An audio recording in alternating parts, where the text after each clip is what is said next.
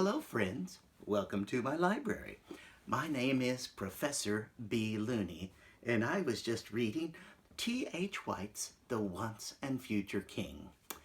It's one of those books made for different ages in your life. In fact, in your age, you probably would only want to read the first part of it, called The Sword and the Stone. The story of King Arthur. Now, one of the things that happens is when we have a time like this in which I can't come and visit you, and you can't come and visit me, and I can't give you a balloon, there are bad things about that because I can't give you something. But there's also good things.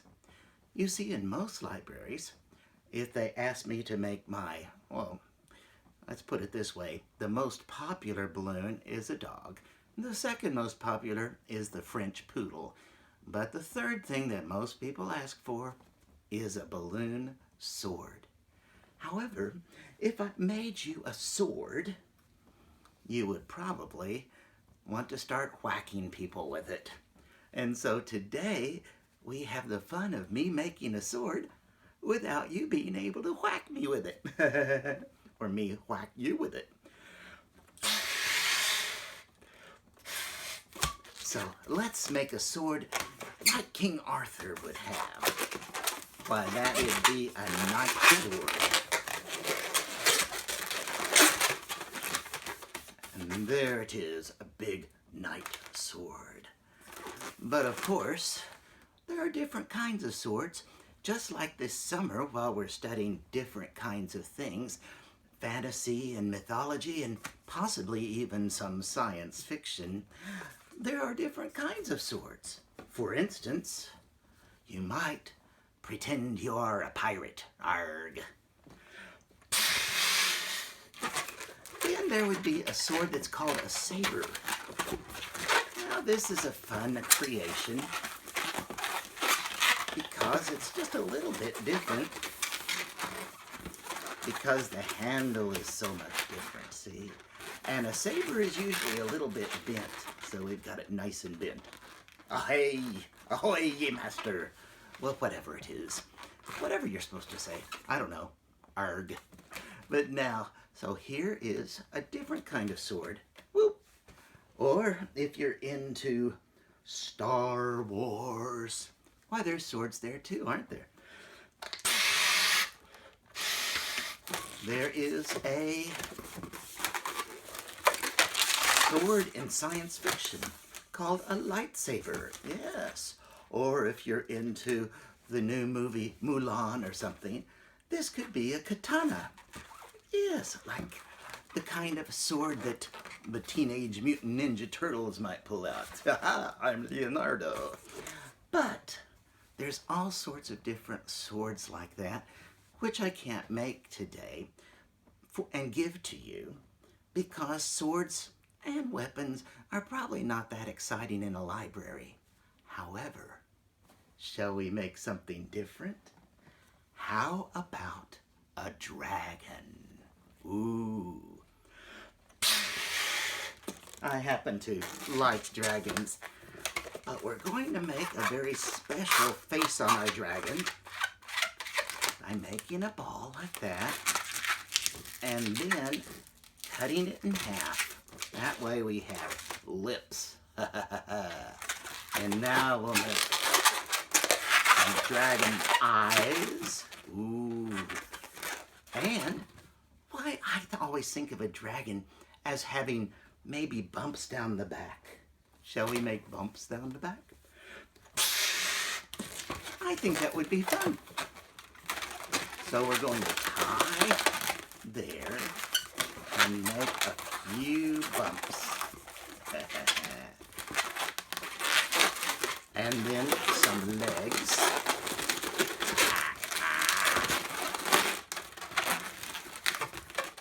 And shall we do more bumps? I think so.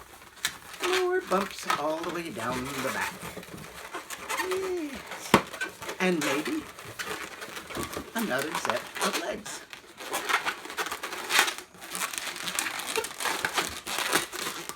And then we want a long, sinewy dragon tail. Roar. Oh, wait a minute. That looks more like an alligator. I think it needs wings, don't you think? Let's give it wings. Now, when we make these purple wings,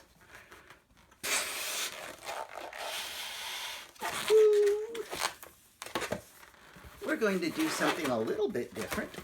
I'm going to shape them. Now, one way of shaping the wings, we could just leave them wide like that. But I think it would be fun to make the wings kind of pointy, like that. Nice, pointy wings. And there is a lovely dragon.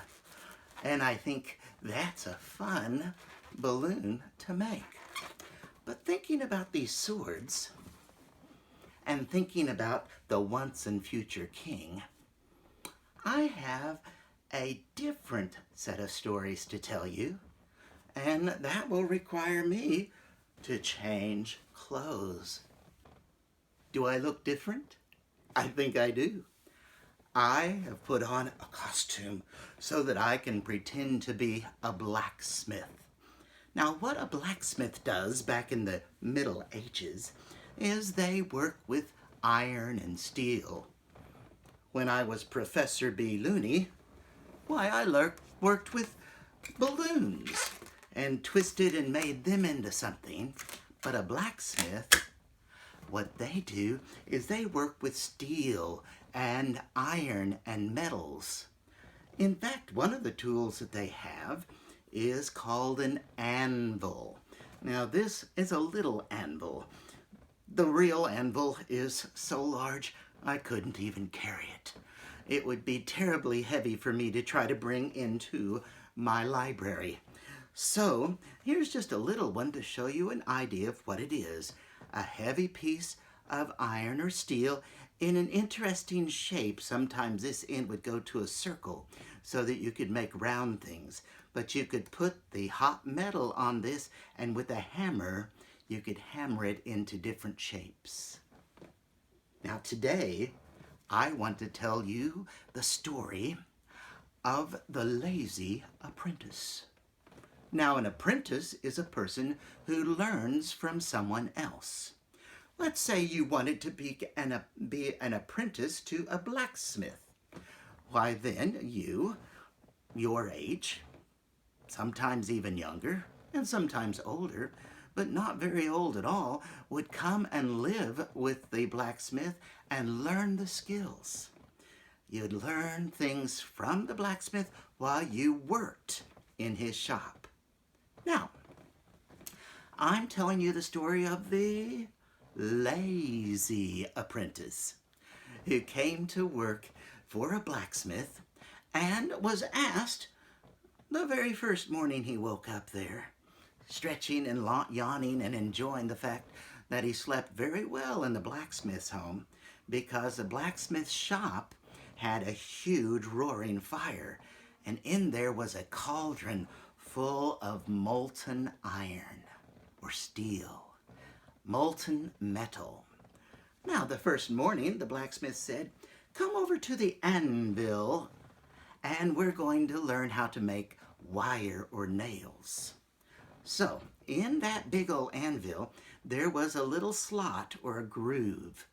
Now, he put a little bit of the hot metal on the anvil, gave the lazy apprentice a hammer, and said, "Hammer that little piece of metal till it fits into that groove, and then as it cools, it will become a piece of wire or possibly a nail." If it was going to be a nail, you would heat it up again, and then you'd flatten the top edge. So you'd have a point with a flat edge, a wonderful nail. But this time it was just to make a little bitty wire. Then the blacksmith said, after it cools, I want you to bend it around the end of your anvil until you make a ring, a little bitty ring. Well, it took a while, but eventually the lazy apprentice was able to beat on that until it filled the little crack, became a little wire. When it cooled, he was able to pick it up and bend it into a circle by moving it around the tip. And he showed it to the blacksmith and he said, "Yay, I've done it." And the blacksmith said, "Great, wonderful. Now make me about 1,000 more." 1,000 more? Well, he kept on making ring after ring after ring, and soon he found out that what you do with that ring is you hook other rings to this ring, and as you hook them all together, you make a fabric. Something like this. This is chain mail made with those little rings, and each little ring is connected to other rings, and it's kind of like knitting with steel. Your parents might knit, and then you see them making ring and loop and loop and loop. Well, this is the same way. You just keep adding all these rings and loops and hooking them together. And this is a wonderful thing for knights because it can protect you while it closes, wraps around your clothes or your shoulder or whatever. It's very helpful. Well, the lazy apprentice was enjoying making all these rings, but he came up with a plan. Every time he made a ring, he had to wait until it cooled so that he could bend it around something to make the little ring. He thought, why am I waiting for these to cool? Why don't I toss them in the water? So he took a bunch of hot ones and he tossed them in the water. All this steam came out as he tossed it in the water. It was wonderful. And then he reached in, he pulls out all the wires. These were all straight wires ready to be made into rings, but now they were cooled. And when he tried to bend them, he couldn't. They wouldn't bend. They were harder, and he kept bending and pushing, and eventually they broke. Well, for some reason he had learned that when metal is cool, slowly, a slow cool, why then it bends easily. But if it's cooled rapidly, it becomes hard and it doesn't bend easily. In fact, it will break. Well, this, of course, made the blacksmith very upset because all these wires had been made and now all he could use them for his nails because they couldn't be folded into rings.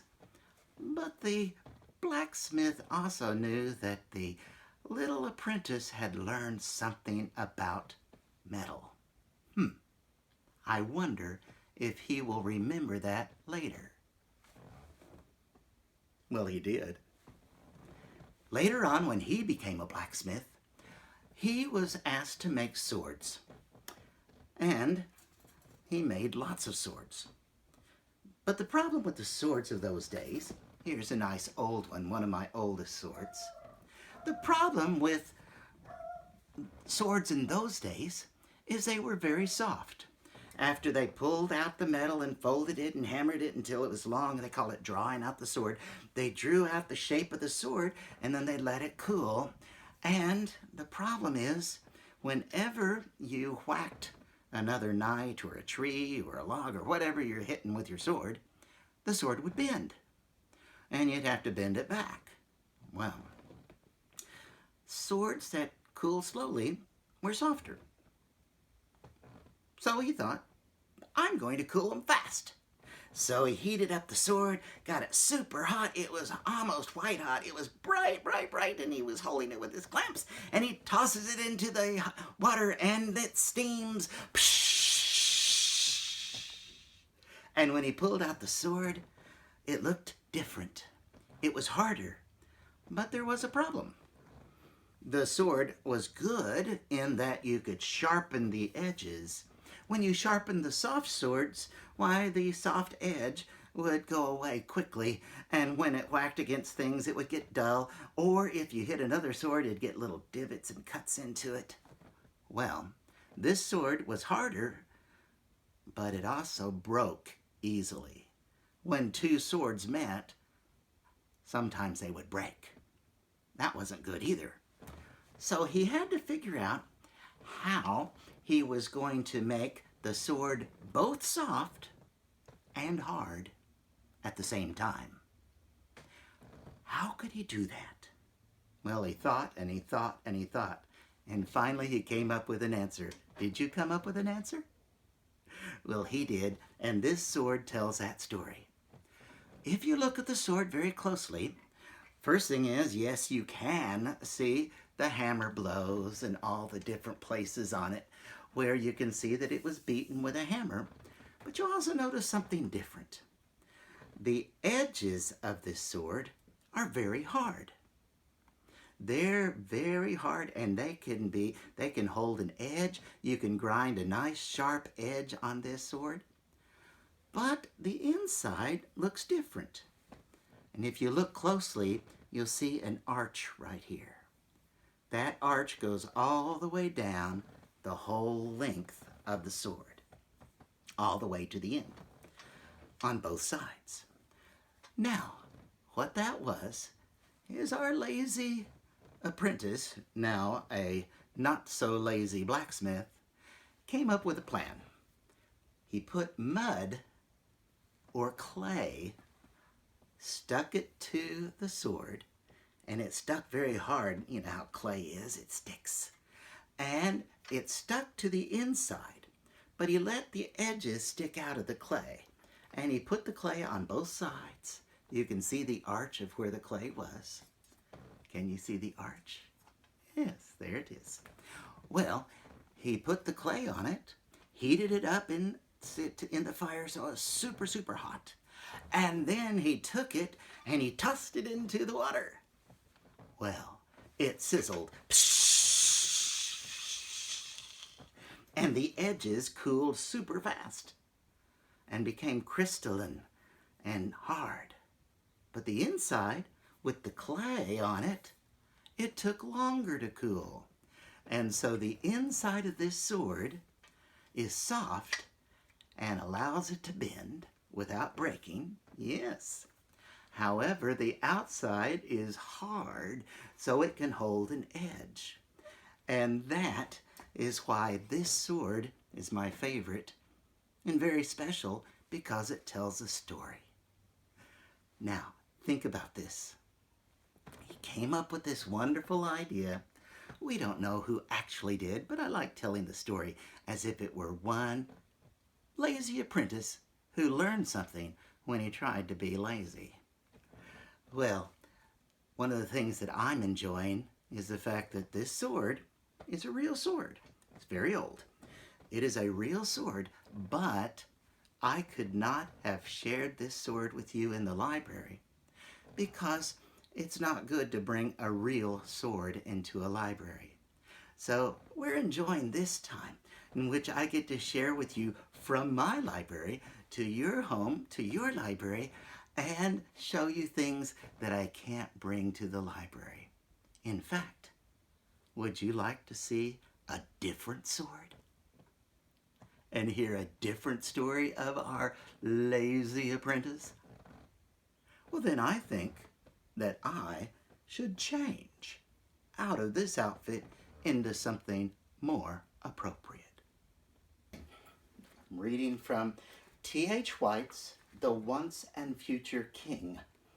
This story is about King Arthur and the magical sword in the stone that he pulled out so that he could become king. In the beginning of the book, he's just Wart, an apprentice, just a person. But it's fun to read about that sword. Merlin is in this book, and he's a magician. And the sword is considered magical. But the truth is, maybe our lazy apprentice might have been helpful in this. You see, when you are making a sword, as we talked about with this sword, there are different techniques. Well, this is kind of a rusty, ugly sword, isn't it?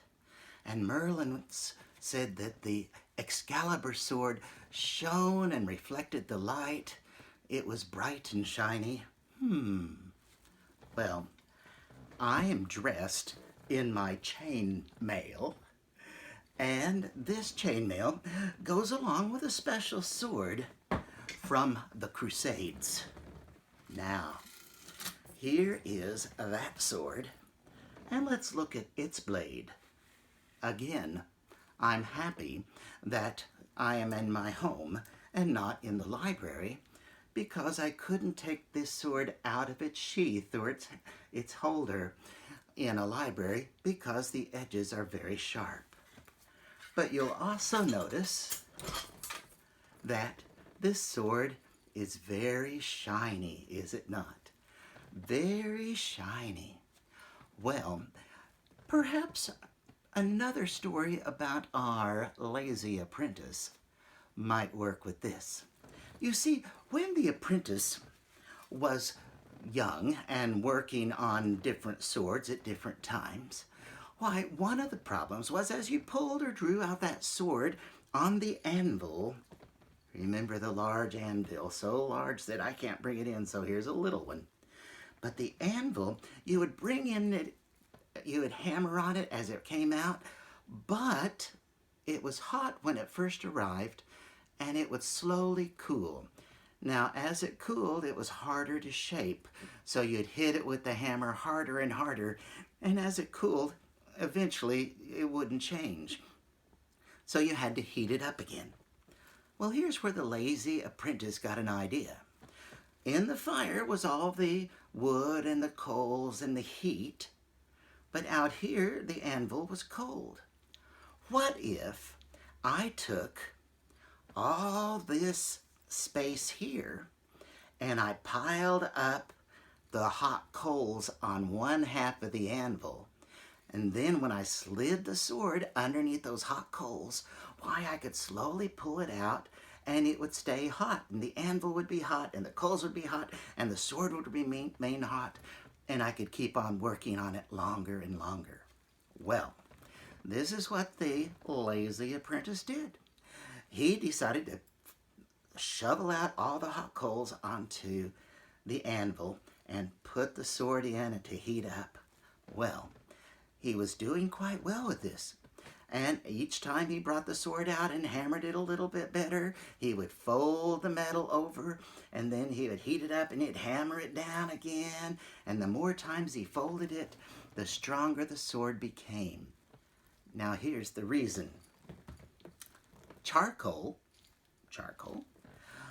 is actually just carbon. This is a little piece of wood, and I heated it up without being able to burn up, and it turned into charcoal. And charcoal, or wood, turned like this, is made out of an element called carbon, black carbon. Well, as he had a pile of carbon on the iron, every time he pulled that sword out, why, a little bit of that carbon got onto it. And it wasn't long until there was a lot of that carbon getting into the sword. Well, here's something that we know today, is when you take iron and steel and you mix a lot of carbon with it, why, it becomes so strong and so solid, it's as if each little speck of steel has a little touch of carbon next to it, whereas earlier the steel could bend and move and stuff like that. But now, with the little carbon in there, it kind of glued it all together. And when you rubbed that sword in that carbon, in the heat, folding and folding and beating it together, you made something that we call high carbon steel. Steel with a lot of carbon in it, and you can polish it, and it has a special name. It's called stainless steel. Stainless steel. Well, Excalibur, the special sword that Wart pulled from the stone to become the next king of England, why, it was said to never rust, and it would stay sharp, and it was so shiny you could see yourself in it. Can you see yourself in it? Well, maybe, just maybe, instead of Excalibur being magical, maybe a little bit of science that lazy apprentice learned by putting the charcoal on the anvil so that as you hammered out the sword, it retained the charcoal and eventually became stainless steel. So this is a beautiful stainless steel sword. And this is my other sword I told you about that's so much older. And I've enjoyed telling you about this while wearing my chainmail outfit.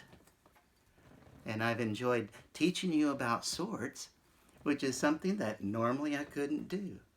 And I'm loving the fact that I can come and visit you safely and teach you about these magical, or maybe not so magical, swords, and this wonderful creative experience made by making mistakes. I've enjoyed our time together. I'm Professor B Looney, and I look forward to when we can be together again.